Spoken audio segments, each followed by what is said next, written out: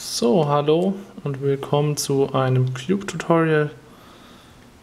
Wir sehen hier einen leider ungelösten Cube mit 6 verschiedenen Farben. Wir haben Orange, Gelb, Rot, Blau, Grün und Weiß. Und ich beziehe mich mit meinem Tutorial stark auf Ian Budiman von der Game One Redaktion. Der hat da ein super Tutorial gemacht, nur leider lässt sich schwer verlinken. Beziehungsweise die Videos lassen sich einzeln schwer verlinken, denn sie sind in einem Blog eingebunden. Und ich habe das stark aufgegriffen, vor allen Dingen seine Methoden, den Leuten Bildern beizubringen, anstatt stupide Algorithmen einzuhämmern. Und werde das auch so machen.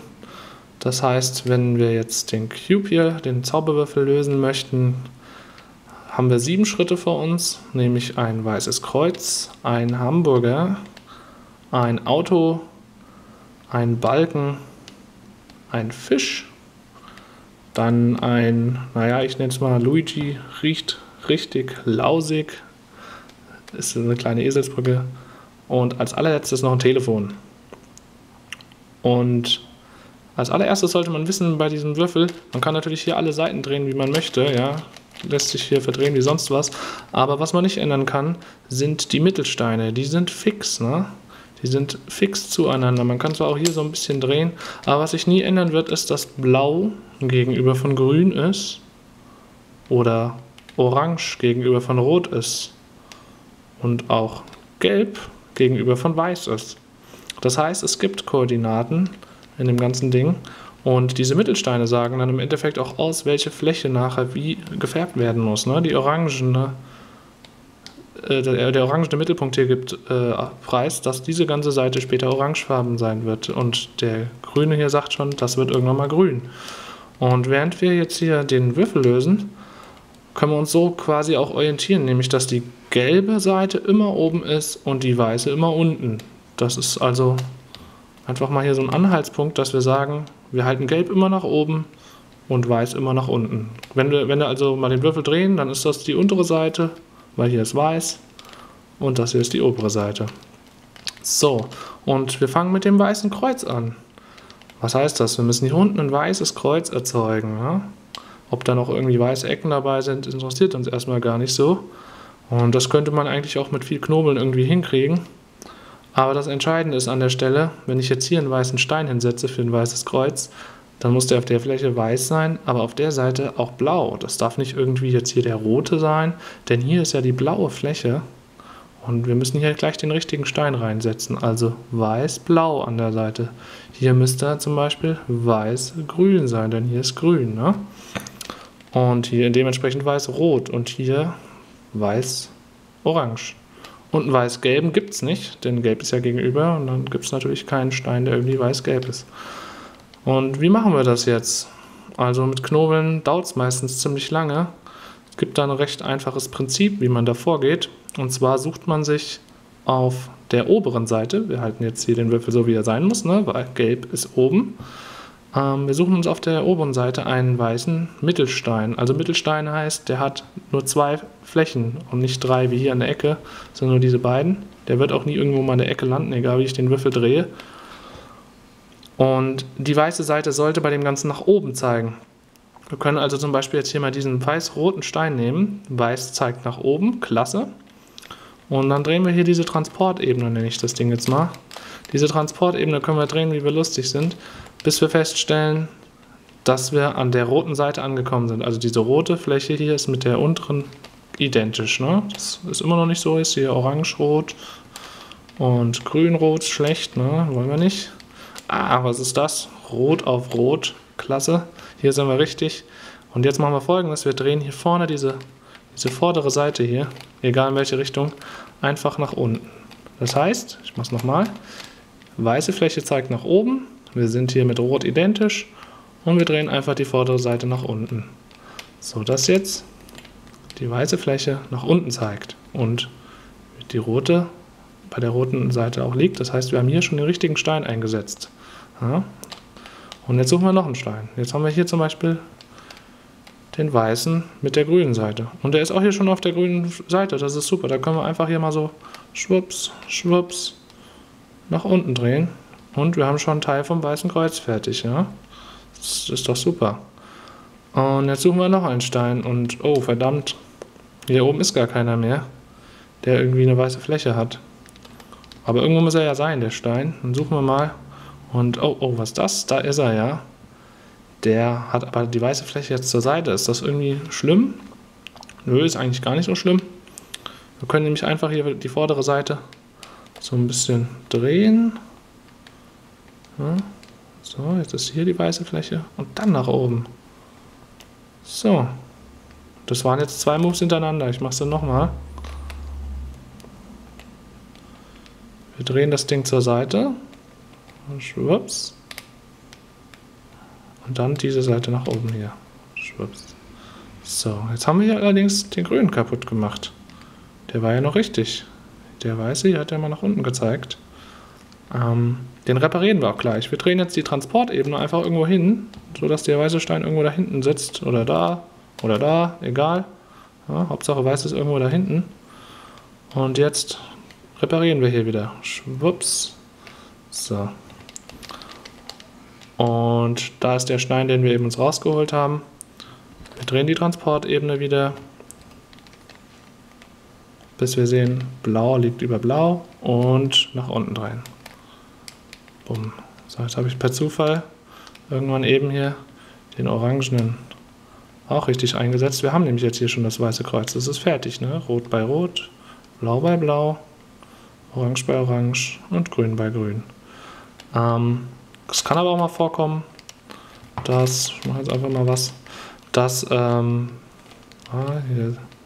suchen jetzt zum Beispiel mal, wir machen den weiß-blauen jetzt gerade richtig rein, ne? So. Und da suchen wir auch einen Stein, den weißen, super, und sagen wir oben ist bei Rot, drehen wir runter, klasse. Und unser weißes Kreuz sieht jetzt so aus, ne? Super, fehlt noch ein Stein. Und zwar ist das der orange-weiße und der ist hier, ne, an der Seite. Eben hatten wir einen, der hat irgendwie hier da gezeigt. Oder der kann auch hier sitzen und zu uns zeigen. Aber jetzt sitzt er an der Seite. Der ist eigentlich noch viel einfacher zu reparieren. Wir müssen nämlich einfach nur hier das nach oben drehen. Dann zeigt der weiße Stein ja auch nach oben. Die weiße Fläche zeigt dann auch nach oben. Machen dabei aber, wie man hier unten auch schon sieht, rot kaputt. Ist aber nicht schlimm.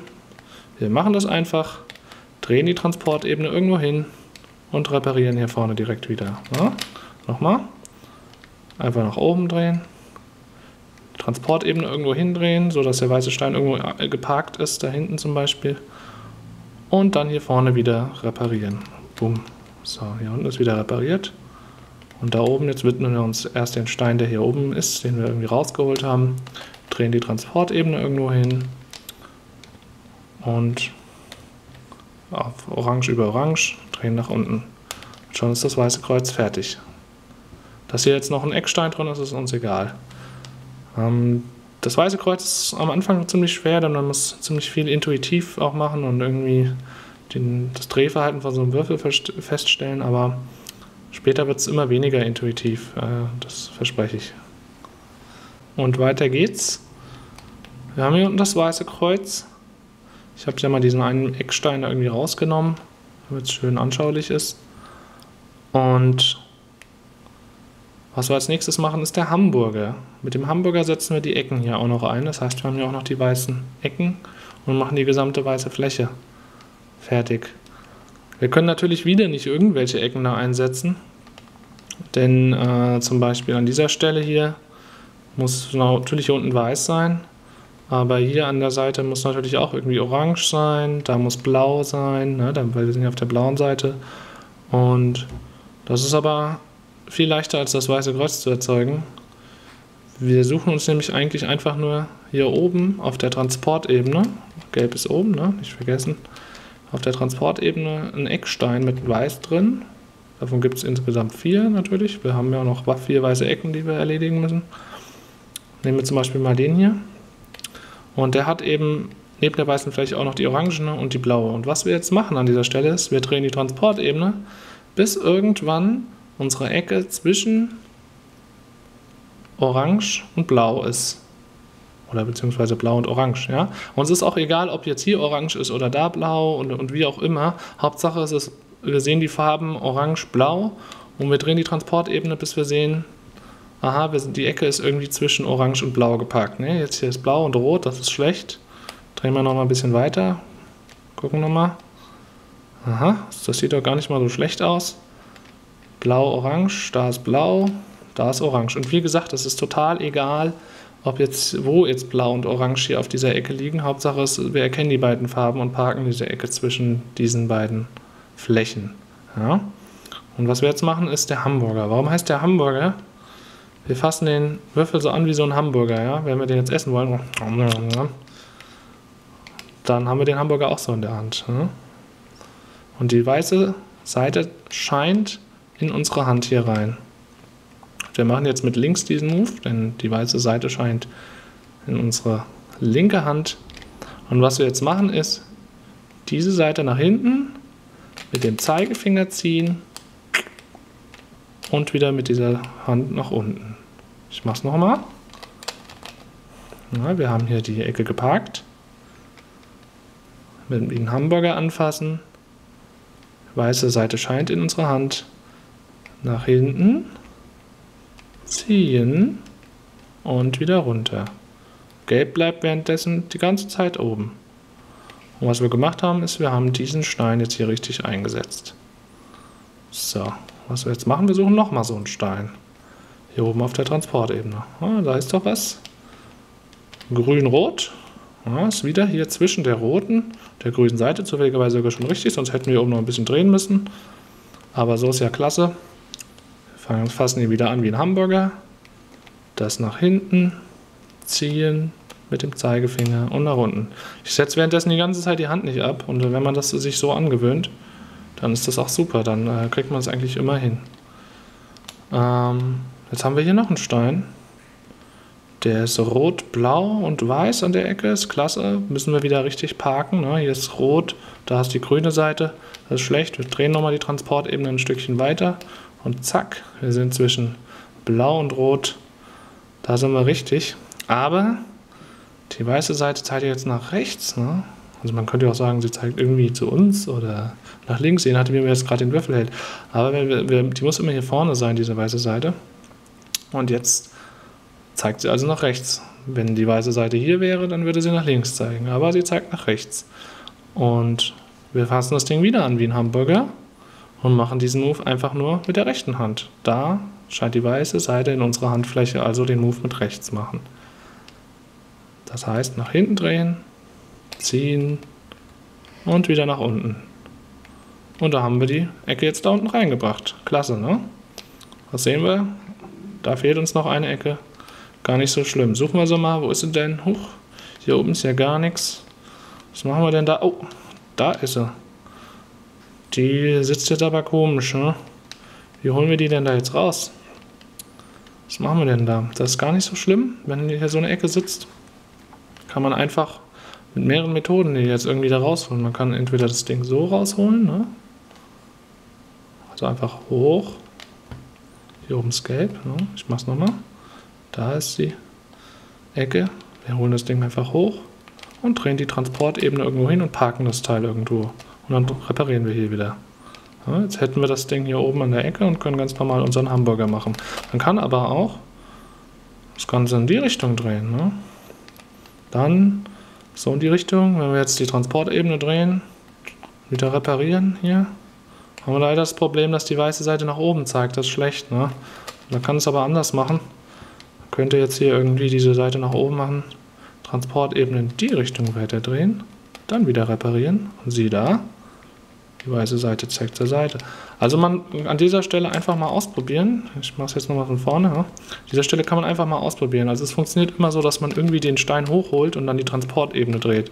Und wenn man dann wieder repariert und feststellt, es passt, ja, repariert und es passt, die Seite zeigt, die weiße Fläche zeigt zur Seite, dann ist alles prima. Dann muss man einfach nur anfangen, jetzt hier die Ecke zwischen die richtigen Seiten zu schieben, orange und grün.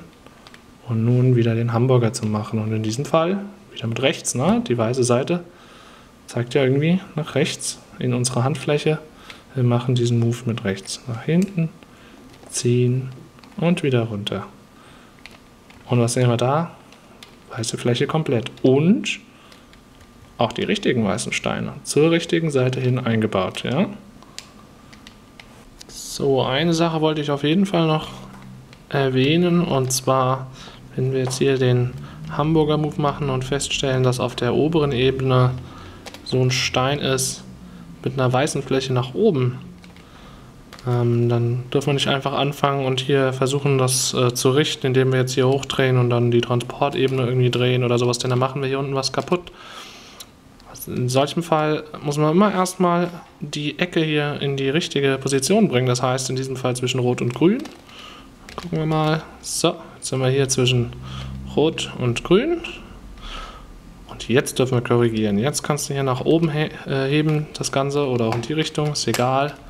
Und weiter drehen. Da können wir nämlich hier unten gar nichts kaputt machen, denn da ist ja eh noch kein Stein drin. Den wollen wir jetzt ja erst einsetzen. Jetzt haben wir hier den Stein in Position gebracht und bringen jetzt nochmal hier an die richtige Stelle zwischen Rot und Grün, und dann machen wir unseren Hamburger und fertig ist die Fläche. Wenn das mit dem Hamburger mal nicht so flutscht, also der muss eigentlich mit einem Move hier gehen, mit einer Hand heben, ziehen, runter, wenn das irgendwie hakt, weil der Würfel ziemlich mies ist und vielleicht auch billig war, was auch immer. Also der hier hat jetzt zum Beispiel 14 Euro gekostet. Wenn du so ein 2 Euro Würfel vom Supermarkt ist, dann kann es auch mal passieren, dass der nicht so schön flutscht. Dann reicht es manchmal, wenn man den ölt, aber bitte nicht mit normalem Öl, sondern mit Silikonöl. So Silikonöl, man kann auch Silikonspray nehmen. Silikonöl ist so ein weißes Zeug, und das kann man hier einfach irgendwie ein bisschen in die Ecken rein. Ja, das vielleicht überall mal ein bisschen. Ich mache jetzt mal einfach nur hier die oberen 4 Ecken, und dann geht das auch nicht kaputt. Weil mit normalem Öl wird das Plastik porös werden und dann geht der Würfel kaputt, und in diesem Fall jetzt hier flutscht das ganz toll. Und dann kann man ganz schnell hier den Cube bearbeiten und muss nicht ständig umgreifen, denn sobald man umgreift, passiert es, dass man manchmal nicht mehr weiß, wo geht es weiter. Die Motorik funktioniert dann einfach nicht mehr. So, die weiße Seite ist komplett. Und wir bauen den Würfel weiterhin von unten nach oben auf, also weiß ist schon mal komplett, der untere Layer, sagt man hier, ne? Der untere Layer ist schon fertig. Und wir machen jetzt den zweiten Layer hier auch fertig. Und was wir dazu brauchen, ist der Auto-Move. Und mit dem machen wir Folgendes: Wir setzen die richtigen Steine hier in diese Ecken hier rein, in diese Mittelsteine. Da, da und da und so weiter. Die Mittelsteine, die werden wir jetzt richtig einsetzen. Denn hier genau die in der Mitte von der Fläche, die sind ja schon richtig. Ne? Grüne Mittelfläche ist ja immer richtig hier. Der Mittelstein, der ist ja schon an der richtigen Stelle. Wir brauchen also hier nur diese Kanten da. Und wie machen wir das?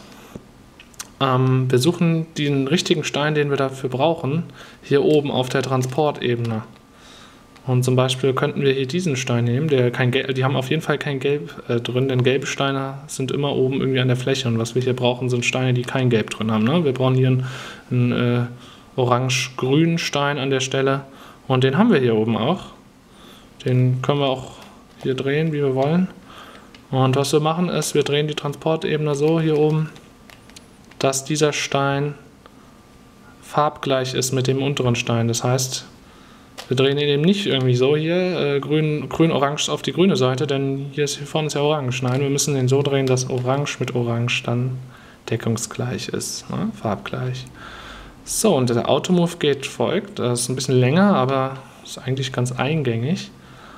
Wir müssen uns erstmal überlegen, wohin muss dieser Stein jetzt. Ne? Wir haben jetzt hier orange-grün und wir müssen den hier reinsetzen. Warum? Ne? Weil hier ist grün und da ist orange. Und das heißt, wenn wir jetzt hier drauf gucken auf diese Seite, muss der hier reingesetzt werden. Und was wir jetzt machen, ist den Stein weg vom Ziel drehen, das Ziel hochdrehen, also nochmal, weg vom Ziel, das Ziel hoch, zurück zum Ziel und das Ziel geht wieder runter. Erstmal das merken, ne? Ich mache es jetzt nochmal von vorne. Soweit. Also hier deckungsgleich. Da ist unser Ziel, immer belegen, wo das Ziel ist. Weg vom Ziel, Ziel kommt hoch, zurück zum Ziel, Ziel geht wieder runter. So, und jetzt kommen noch ein paar Schritte. Wir sehen jetzt hier immer an dieser Ecke auf einmal einen Scheinwerfer. Das ist unser Autoscheinwerfer. Und das Auto macht jetzt Folgendes, das fährt vor. Und zwar fährt das gerade vor. Ne? Das ist der Autoscheinwerfer, das Auto fährt jetzt gerade vor. Das fährt nicht irgendwie runter oder nach oben oder so. Nein, es fährt so eine Art Kurve von uns weg. Ne? Hier, zack. Auto fährt vor. Der Kofferraum geht auf. Hier vorne ist der Kofferraum. Ne? Ist auch schon gut beladen hier, fehlt aber noch was. Das Auto fährt jetzt zurück. Und der Kofferraum ist dann beladen. Wir müssen den Kofferraum nur noch schließen hier. Zack. Ja, schon haben wir den Stein hier richtig eingesetzt. Das machen wir jetzt mit dem nächsten Stein auch. Das ist gar nicht so kompliziert eigentlich. Wir suchen uns hier oben was. Hier oben wäre zum Beispiel ein blau-roter. Drehen den, bis wir sehen, oh, Farbe ist deckungsgleich. Super. Und überlegen uns, wo ist unser Ziel? Unser Ziel ist da hier. Ne? Blau-Rot, hier ist die blaue Seite, da ist die rote Seite. Der Stein muss also offensichtlich da rein. Weg vom Ziel, das wäre also diesmal in diese Richtung. Das Ziel kommt hoch, da ist ja unser Ziel. Zurück zum Ziel und das Ziel geht wieder runter. Hier ist unser Scheinwerfer. Das Auto fährt dann vor, der Kofferraum geht auf. In diese Richtung, ne? Damit wir auch richtig rückwärts einparken können. Hier ist der Kofferraum. Das Auto fährt wieder zurück. Und wir schließen den Kofferraum wieder. Und schon haben wir hier den rot-blauen Stein reingemacht. So. Und jetzt widmen wir uns zum Beispiel mal diesem Stein hier. Tun wir mal so, als wollten wir jetzt diesen Stein hier, der ist ja blau-orange. Den müssen wir ja eigentlich hier einbauen, ne? Und das kann passieren. Ich mache jetzt einfach mal was. Nicht erschrecken. So. So, wir suchen uns jetzt nämlich hier oben irgendwie auf der Transportebene wieder so einen Stein aus, ne? Und stellen fest, der ist gelb, den brauchen wir nicht. Der ist auch gelb, brauchen wir nicht. Auch gelb, brauchen wir nicht. Auch gelb, brauchen wir nicht. Verdammt, wo ist unser Stein, den wir irgendwie, oder unsere Steine, wo sind die wir einsetzen müssen? Und wir stellen fest, verdammt, die sind hier schon drin. Ja, da ist der rot-grüne und da, wo der rot-grüne hin muss, hier ist der blau-orangene. Was machen wir da? Ist gar kein Problem. Wir holen den da raus und zwar total easy. Wir tun nämlich einfach so, als wollten wir da einen anderen Stein reinsetzen. Zum Beispiel setzen wir jetzt diesen gelb-orangenen einfach mal hier ein. Und dann holen wir den irgendwie raus. Das ist gar kein Problem. Also wir tun jetzt so, als wollten wir den da reinsetzen. Wir tun ihn also weg vom Ziel. Das Ziel kommt hoch. Wieder zurück zum Ziel und Ziel wieder runter. Scheinwerfer, Auto fährt vor. Kofferraum geht auf. Kofferraum, Auto fährt zurück. Und der Kofferraum geht wieder zu. Ja, und jetzt haben wir den Stein, der da drin war, rausgeholt. Der ist jetzt auf einmal, bäm, da hinten ist er. Ja, orange-blau. Machen wir wieder deckungsgleich. Wir überlegen uns, wo der hin muss. Hier rein. Blau, orange. Also weg vom Ziel. Das Ziel kommt hoch. Zurück zum Ziel. Ziel geht wieder runter. Auto fährt vor. Kofferraum geht auf. Ja, Auto fährt zurück. Und der Kofferraum geht wieder zu. So. Haben wir schon fast alles geschafft von dem zweiten Layer hier. Nur da ist noch hier ein falscher. Aber da ist der, den wir brauchen, der da rein muss. Der ist auch sogar hier schon auf der richtigen Seite. Ne? Grün, deckungsgleich mit grün. Da ist unser Ziel. Also weg vom Ziel. Das Ziel kommt hoch. Zurück zum Ziel. Das Ziel geht runter. Wir haben hier den Scheinwerfer. Das Auto fährt vor. Der Kofferraum geht auf. Das Auto fährt zurück. Und der Kofferraum geht wieder zu. Und siehe da, wir haben 2 Layer fertig. Super. So, 2 Layer fertig. Und das nächste, was wir machen, ist in einigen Schritten, das schaffen wir leider nicht in einem, die Fläche hier oben komplett gelb zu machen. Das ist die Friedrichs-Methode, die wir übrigens anwenden, wenn man da irgendwie in Wikipedia nachgucken möchte. Und wir machen aber nicht das so, indem wir irgendwie 54 Algorithmen auswendig lernen oder sowas, sondern wir machen das einfach nur in, lass mich überlegen, 1, 2 Schritten. In 2 Schritten, dann ist die, wir haben ja schon 3 gelernt, ne? Und jetzt kommen 2, um die Fläche gelb zu machen. Und zwar fangen wir mit dem Balken-Move an. Es ist egal, wie wir den Würfel jetzt halten. Wir halten ihn einfach so, wie der das Gelb nach oben guckt, ne? Nach oben zeigt. Und machen den Balken-Move.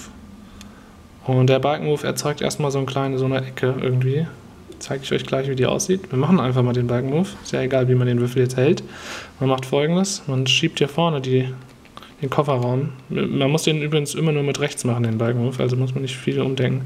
Man schiebt hier vorne den Kofferraum nach unten. So, bam. So fängt es an. Und macht dann mit der gleichen Hand einen Hamburger. Den Hamburger kennt ihr noch, ne? Nach oben, mit der rechten Hand ziehen und wieder runter. Und jetzt zieht man noch mit der linken Hand, mit dem linken Finger hier, die Ebene. Und muss nur noch hier vorne den Kofferraum einmal zumachen. Ja. Ich mache den nochmal, den Move. Einfach jetzt so, ist ja egal, was da oben erzeugt wurde. Also hier vorne runterdrücken. Dann Hamburger, zack, zack, zack. Mit dem linken Finger ziehen. Und den Kofferraum hier zumachen. So. Ich mache nochmal schnell. Ja. Vorne runter, Hamburger. Mit dem linken Finger ziehen. Und den Kofferraum hier zumachen. So, also Ausgangssituation. Wir haben hier oben einen gelben Punkt. Wie gesagt, das ist egal. Also es kann sein, dass da schon was ein anderes Muster ist. Aber in diesem Fall, im schlimmsten Fall, sage ich mal, ist da ein gelber Punkt nur zu sehen. Und dann machen wir eben diesen Balken-Move einmal. Egal, wie wir den Würfel halten. Zum Beispiel jetzt so. Ja, halten wir ihn einfach mal so vielleicht. Hier runterdrücken. Den Hamburger. Zack, zack. Links ziehen. Und hier den Kofferraum schließen. Und was man dann hat, ist eine gelbe Ecke. Die hat man immer. Es kann sein, dass noch hier der gelb ist. Oder was auch immer. Oder der hier gelb ist. Oder der hier gelb ist. Jedenfalls ist hier auf jeden Fall immer eine gelbe Ecke zu sehen. So, und jetzt machen wir den Balken-Move gerade nochmal. Halten dabei aber die gelbe Ecke nach hinten links von uns weg. Dann machen wir den Balken-Move gerade nochmal. Hier vorne runter. Den Hamburger. Links ziehen. Und den Kofferraum hier vorne schließen. So, und jetzt haben wir nämlich einen Balken. Darum geht's. Wir erzeugen damit einen Balken. Wir erzeugen immer erst eine Ecke. Wenn wir die Ecke nach hinten links halten, machen wir nochmal den Balken-Move, dann haben wir hier so einen Balken. Und den Balken, den halten wir so, dass der nicht zu uns zeigt, sondern dass der so quer vor uns liegt und machen den Balken-Move gerade nochmal. Vorne runterdrücken, Hamburger, zack, links ziehen. Und hier vorne den Kofferraum ziehen. Kofferraum schließen. So. Und damit sind wir mit dem Balken-Move fertig. Wenn man den Balken sieht und macht den Balken-Move noch einmal, ist man mit dem Balken-Move fertig. Jetzt hat man hier so ein komisches Bild. Ich nenne das Ding mal Space Invader. Das hat hier vorne so 2 gelbe Dinger zum Schießen. Und hier ist der Space Invader. Ja? Und damit hört der Balken-Move auf. So, wir machen beim Space Invader weiter. Das muss an dieser Stelle nicht unbedingt ein Space Invader sein. Das kann auch ein Kreuz sein, das kann auch eine 8 sein, das kann auch ein Fisch sein. Ich blende die Muster, die da jetzt rauskommen können, gerade mal ein. Und ja, anhand dieser Muster sieht man also, wie man die jetzt halten muss, anhand dieser Grafik. Den Space Invader, der jetzt hier so nach vorne schießt, den müsste ich jetzt zum Beispiel so vor mich halten. Ne? Da muss man einfach mal am besten diese Grafik da jetzt irgendwie ausdrucken oder sich mal eine Skizze davon machen. Das lernt man ziemlich schnell auswendig, wie man diese Muster da halten muss. Und wir machen jetzt den Fish-Move. Der Fish-Move macht Folgendes. Der erzeugt aus so einem Muster ein Fischmuster. Kann auch sein, dass schon ein Fischmuster da ist. Dann müssen wir den Fisch natürlich nicht nochmal erzeugen. Und, wir machen also mit dem Fish-Move einen Fisch und wenn wir den Fisch haben und machen nochmal den Fish-Move, dann ist die Fläche gelb danach. Also wir halten den Space Invader jetzt so und machen den Fish-Move mit rechts, ne? Und der geht wie folgt. Er fängt mit einem Hamburger an. Wenn man nicht weiß, wie man beim Fish-Move anfangen muss, einfach an Fischburger denken. Einfach erstmal einen Hamburger machen. Hoch, ziehen und wieder runter. Jetzt machen wir Folgendes. 1 weiter drehen mit der Hand. Nach oben. 2 weiter drehen. Nach unten. Machen wir es gerade nochmal. Also ich mache einfach den Fish-Move jetzt nochmal. Hamburger. 1 weiter drehen. Hoch. 2 weiter drehen. Runter. Jetzt haben wir hier zum Beispiel so ein gelbes Kreuz. Ne? Wie müssen wir das halten? Müssen wir uns anschauen, was das für eins ist. Das hat hier irgendwie an der Seite so 2 gelbe. Nicht hier 2 gelbe, sondern da irgendwie 2 gelbe. Und das muss man ja laut Skizze so halten für uns. Und dann Hamburger mit rechts, ne? Alles mit rechts, ja, an dieser Stelle. 1 weiter drehen. Hoch. 2 weiter drehen. Und wieder runter. So, und dann haben wir immer einen Fisch erzeugt. Aus dem Kreuz, aus einer 8, aus dem Space Invader erzeugen wir immer einen Fisch. Warum das ein Fisch ist, ne? Sieht man vielleicht so. Blub, blub, blub. Und den Fisch, dann achten wir einfach auf diesen Punkt, der hier an der vorne ist. Also der Fisch, der guckt immer in unsere Richtung. Entweder er guckt so in unsere Richtung, ne? Das sieht man auf dem Muster. Oder er guckt so in unsere Richtung. Aber in jedem Fall sehen wir immer einen Punkt hier vorne. Und wenn wir den jetzt hier nicht sehen, dann müssen wir den Fisch so halten. Dann sehen wir nämlich den Punkt. Und da, wo der Punkt ist, da setzen wir auch wieder unsere Hand an und machen diesen Move. Also in diesem Fall wieder mit rechts. Wieder Fish-Move, ganz normal. Hamburger. 1 weiter. Hoch. 2 weiter. Runter. Tada, Fläche ist gelb. Super, oder? Und es kann auch sein, dass man den Fisch mal mit links machen muss. Ich erzeuge jetzt mal einen Fall, wo der Fisch mit links gemacht werden muss. Kleinen Moment. So, jetzt haben wir hier einen Fisch. Ja. Und der muss ja, wie gesagt, in unsere Richtung immer irgendwie gucken. Aber wenn er jetzt so guckt, haben wir hier keinen Punkt. Also muss er so gucken. Und dann haben wir hier den Punkt. Und das ist jetzt mal das einzige Mal, wo wir auch den Fish-Move mit der linken Hand machen müssen. Deswegen habe ich auch so eben so eine komische Eselsbrücke mit weiter gesagt und nicht irgendwie links-rechts, denn das ist ja immer von Hand zu Hand verschieden. Ne? Wir machen also den Fish-Move jetzt einfach mit der linken Hand. Ansetzen. Hamburger. 1 weiter. Hoch. 2 weiter. Runter. Ist auch die Fläche gelb. Also entweder man hat den Fisch, den man mit rechts machen muss, oder mit links. So, also Fish-Move erledigt, Fläche gelb. Jetzt ist das Hirn langsam voll mit neuen Algorithmen. Also wenn man irgendwie gerade in Klausurphase ist, sollte man vielleicht nicht mit Würfeln anfangen. Aber wir brauchen noch 2 Schritte und dann ist der Würfel immer gelöst. Und es funktioniert bei jedem Würfel, egal wie der jetzt irgendwie verdreht ist. Und wir brauchen jetzt noch 2 Schritte. Und wir machen jetzt mit dem ersten Schritt Folgendes: Wir sortieren jetzt hier, wir ändern jetzt nicht mehr irgendwie komplett die Richtung. Wir sortieren die Mittelsteine hier. Und zwar so, dass die farbdeckungsgleich hier sind mit den Seiten. Die Ecken sind uns erstmal egal, die machen wir im nächsten Move. Und die ganze Zeit bleibt dabei eigentlich auch wieder gelb oben und nach dem Move auch. Und wir haben die dann nur ein bisschen verdreht.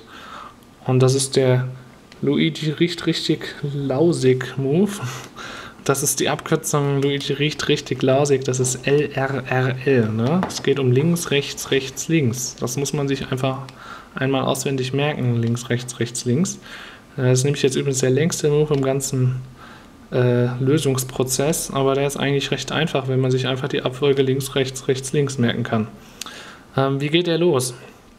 Und zwar machen wir mit dem Move eigentlich Folgendes: Wir sortieren nur 3 von den 4 Mittelsteinen, mit denen ihr zu uns gerichtet, den sortieren wir nämlich nicht. Und was wir jetzt machen, wir drehen jetzt hier die die Transportebene so weit, dass wir sehen, dass da irgendwie nur eine Fläche stimmt. Und das ist manchmal nicht möglich. Manchmal stimmen nämlich zwei gegenüberliegende. Wie hier jetzt. Ja, Orange stimmt und Rot. Ist nicht schlimm, da müssen wir den Move einfach zweimal machen. So, was wir jetzt machen ist, wir halten jetzt hier uns die Deckungsgleiche zu uns gerichtet. Und was wir bewirken ist, dass diese drei Steine im Uhrzeigersinn rotieren. Also der hier wandert nach da, der hier wandert nach da und der hier wandert nach da. Der hier vorne bleibt unverändert. Und der Move, der geht wie folgt. Wir machen ihn nur mit rechts. Diese Ebene, da geht's los. Runter, links, runter, rechts, runter, rechts, runter, links. So, das war runter, links, runter, rechts, runter, rechts, runter, links. Also links, rechts, rechts, links und immer ein Runter dazwischen. Das ist aber irgendwie noch nicht so ganz fertig, ne? Was noch kommt, ist ein Hamburger. Aber hier ein bisschen weiter drehen. So, dann stimmt's, ne? Ist er gelöst? Ne, ist noch nicht gelöst. Sieht nur so aus. Und jetzt haben wir ja gesagt, wir müssen den Move an der Stelle leider zweimal machen. Ist aber nicht schlimm. Wir drehen jetzt einfach mal wieder so hier die Transportebene, dass nur eine Farbübereinstimmung da ist. Hier haben wir Rot übereinstimmt, da ist Blau nebendran auch übereinstimmt. Das stimmt irgendwie nicht so ganz. Wir drehen die Transportebene nochmal. Hier stimmt es nicht. Da stimmt Orange, das ist okay. Da stimmt nur Rot. Ja, das sieht gut aus, ne?